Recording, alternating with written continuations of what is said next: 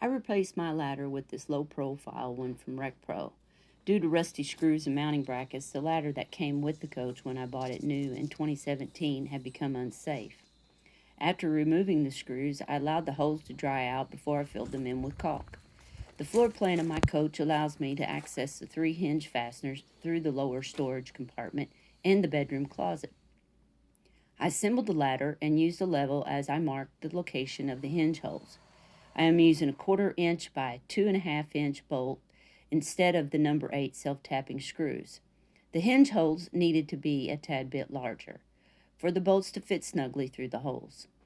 Since the bottom hinge bolts came through a 1/2 inch OSB, I only used the lock washers with nuts. For the center hinges that are attached to the top of the first rung of the ladder, I access the bolts by removing the closet drawer and panel.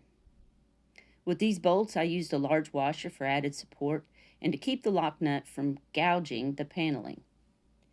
If you have to cut down the second rung of the ladder, then remove the caps and the hinges. Cut about 1 inch above the top step. Leaving the first cut slightly intact will allow better stability when sawing the other side. Paint and replace caps. I attached the second rung to the bottom rung with the nuts and bolts provided. At the top of the closet, I secured the top hinges the same as the center hinges.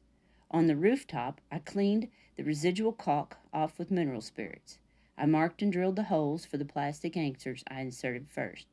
I used the number 8 by 1 inch screws to secure the step in place. I thoroughly covered everything with self-leveling lap seal. I collapsed the ladder against the coach and locked it into place with the provided pins.